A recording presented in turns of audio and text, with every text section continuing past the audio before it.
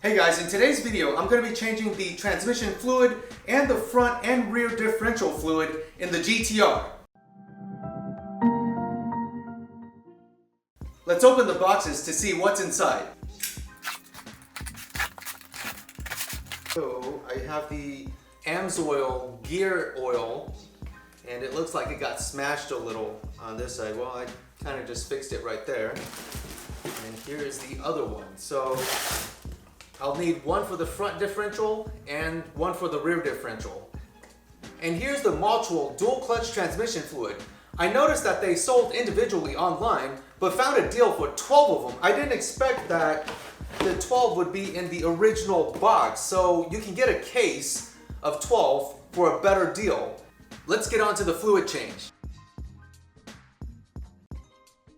I'm sure you guys are thinking, why not buy the OEM recommended Nissan fluids? Well, you've probably already heard about AMSOIL and mutual, and they are brand name lubricants or oil.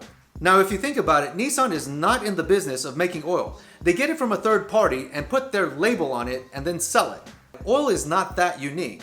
They get it all from the same place, whether it's up in Canada or the Middle East, or even here in the US, up in Alaska. It's all on how the manufacturer of the product refines it or puts their additive in. I hope that makes some sense. If not, leave any comments in the comments section below and we can discuss. First things first, I recommend filling up the front differential and the rear differential gear oil before starting on the transmission, because the transmission has to cycle and you may have to repeat that process several times. Here I have my gear oil and a hand pump that I purchased from my local auto parts store. I'm going to use it to pump the fluid into the rear differential housing. You'll have to take off this rear undertray in order to get access to the transmission and rear differential. The rear carbon fiber undertray needs to be taken off too in order to gain access to the rear differential. Here is the location of the rear differential after you take off the rear undertray, and this is the drain bolt. You'll need a number 10 Allen wrench to take this off so you can drain the rear differential fluid.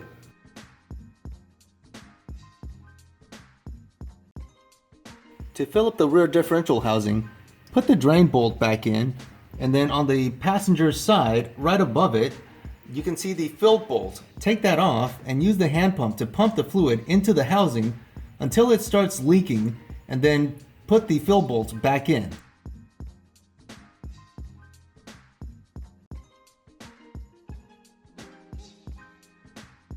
The undertray where you have to remove for the oil change also needs to be removed in order to get to the front differential.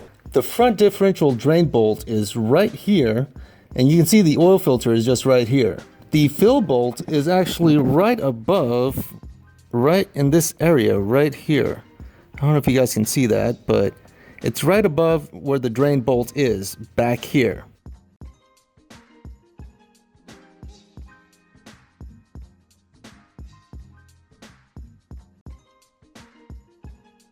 Now for the transmission fluid change, I'll be using 7 quarts. The remaining 5 quarts I'll save for future transmission fluid changes. Here's how I adapted the hand pump to the mutual bottle. I just slipped the end of the hose onto the filler neck of the bottle. I know what you're thinking. How much did he pay for his transmission fluid and gear oil? Well, let me tell you this. Prices do fluctuate, but if you were to buy the Nissan OEM transmission fluid, it would run you around $600 plus, and the gear oil itself would be around $75 plus. So what I paid for my transmission fluid and gear oil is about 1/3 the cost of that. As with the fluid that I purchased, I spent a lot of time not only on GTR forums, but also other car forums just to find out if the transmission fluid was effective for their cars, as well as some other GTR owners who have used it. The same with the gear oil. If you haven't seen my myth busted, how much does it cost to own a GTR, I'll link it above. I hope this gave you some insight on how much it costs to change the fluids in a GTR. Here's what the transmission looks like with the undertray off. This black portion is the oil pan for the transmission, and we need to take off this bolt in order to drain the fluid that's inside.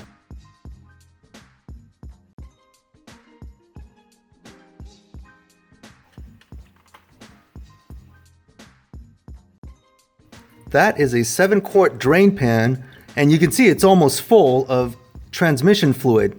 In order to get to the transmission fill bolt, we have to take off this heat shield right here so that we can get access to it. It's over in this area back here. And you can see the fill bolt right here where my shadow is.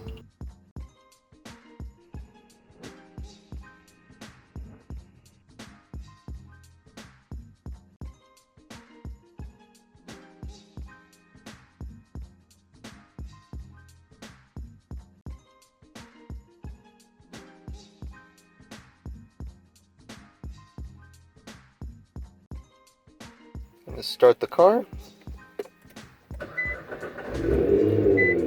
Shift it into neutral. I'm going to step on the brake pedal and put the transmission into manual. I'm in manual mode and I'm going to stay in first gear for 5 seconds before I shift into second gear. In order to get to second gear, I'm going to step on the gas so I can pick up some speed.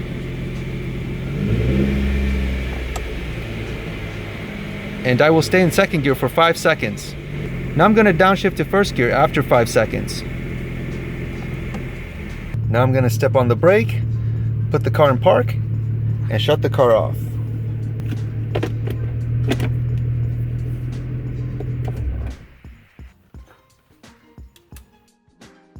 Now when it's approaching 1 drop per second, that's when you put the drain bolt back in. I'm going to start the car. Shift it into neutral. Then I'm going to warm up the transmission oil temp to 122 degrees Fahrenheit.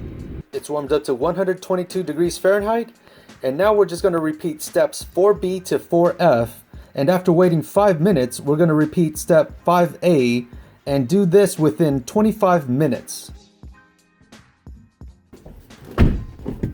So after going through that whole process, now I'm curious to see how it feels like. So I'm going to take it out for a drive to see if there's any difference.